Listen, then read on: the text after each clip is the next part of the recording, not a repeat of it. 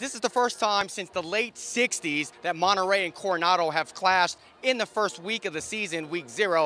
Thank you, Verbulence. Well, the annual battle for the Silver Spurs between Lubbock High and Monterey kicked off tonight, heavy with playoff implications in the fold. The winner locking up the final playoff spot in District 4, 4A, along with those hard-to-find Spurs that I can never find when I go to the game. Miss Pearson, Todd Pearson's wife, all bundled up. Monterey's looking good early on. No score first quarter. Plainsman quarterback Southpaw Camden Arnold throws a dart. Jared Frankhauser from 26 yards out. PAT good. 7-0 Monterey. Spidey not overly excited at this point. Lubbock High answers right back. Corey Skuvenik, Ty Porter scampers right at me. PAT was good. 7-7 ball game. Take it away.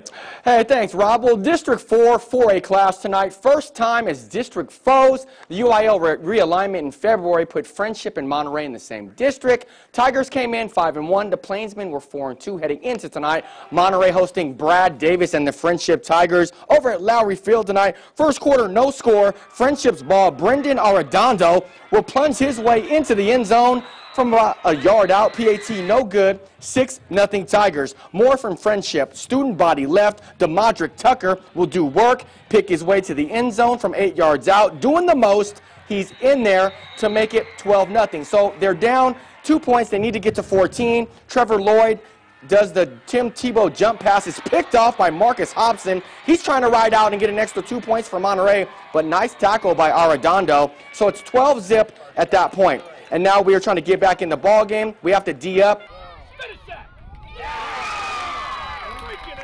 Tech soccer team went 4-0-1 this spring, trying to parlay that into a stellar season this year. I'm just really excited because we've had such an awesome preseason that I think that this is just a preview of such a great season that's ahead. For one sophomore sensation, it's time to take the pitch and punch the clock. I think we can be more excited. I mean, not that we don't love playing each other, but it's always nice to go out there and see what we're really capable against another team that has been working just as hard as we have been. I think we kind of really realized what we were capable of this spring particularly, and components of fitness, off the field chemistry, on the field work rate, and everyone just coming together, really destroying teams is just really important because confidence is a big thing with winning and taking it to the next level. Tech soccer team will take the field tomorrow night at 7 o'clock to take on Utah in an exhibition game in Denver. Then they will return home to host Idaho in the season opener next Friday at 7 o'clock. Reporting for Fox 34 Sports, I'm Nick James. Poised for greatness, Deuce Deuce will be on the loose in the secondary all season, and Junior Jay Samaro is ready to have a sensational 2013 campaign after suffering a season-ending injury with a lacerated spleen. Now wide open, the tight end Amaro, touchdown, Jay Samaro. I personally wanted to work harder than anybody in this whole nation because, I have a lot to prove this season, not just for me, but for my team, and I want to win the Big 12 championship. Because I know I can do it, and when I was training, I don't really know what it takes to win a championship because I've never won a championship before. I never won one in high school. I haven't done it here yet, and I've really set my limits to the unknowns because I don't know how far I need to go before to get there. And for me personally, I know that we can do this. He's 6'5", 255. He runs, like a wide receiver. Very unique skill set, matchup problems. For defenses, but at the end of the day, he's got to do the same thing that the quarterbacks have to do. That's worry about running his routes as fast as he can, catching the football when it's thrown to him, blocking in space, and doing what he's coached to do, and he can be a really good player. First-year head coach Cliff Kingsbury likes what Amaro brings to the table against opposing defenses as well. He has a tremendous skill set that you don't see with his size and his speed and his competitiveness. So I think the sky's the limit. He's got to obviously continue to learn our systems and get comfortable in our system, but really impressed the way he ended spring.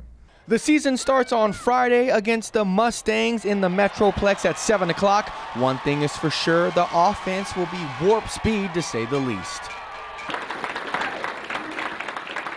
A familiar face, a West Texas native, and former floor general for the Lady Raiders returns to coach women's basketball. I'm just so thrilled for her, and I'm thrilled for Texas Tech. The time's right for her to come back to this program and lead us back to the very elite level. Everybody's fired up, and I think it's a home run for Texas Tech. Well, earlier this morning, the Lady Raiders basketball program has hired their 6th coach in the program's history. Candace Whitaker coming back to the hub, leaving Oklahoma State as an assistant. She comes back with open arms, just like the People's Champ football coach Cliff Kingsbury. She's got incredible basketball sense. Her IQ is off the charts with it. She's taken things from a lot of different people and put them in place. My guess is that she will adapt her personnel right now, that you know, if they need to be a half-court team, she'll make them a half-court team. If they're better to try to play great defense and steal the ball and get out and run with it, I think she's able to do that. It's one of the premier jobs in this country, and to have the opportunity to bring a former Lady Raider back to lead us in the future is special. But Candy deserves this opportunity. She's earned this opportunity everywhere she's been. She's had success. Well, they played here when she was at Missouri, Kansas City 2 seasons ago, and the one thing that I do remember was that they were a very disciplined basketball team. They didn't make a lot of mistakes, and that was the thing that I came away from that game was they didn't turn the ball over a lot. They didn't take many bad shots. They just played really smart fundamental basketball, and so I remember that game 2 seasons ago coming away saying, that was a really coached basketball team, and I think, you know, so smarts, fundamentals, something that she'll definitely bring here. Reporting from the USA, I'm Nick James, Fox 34 Sports.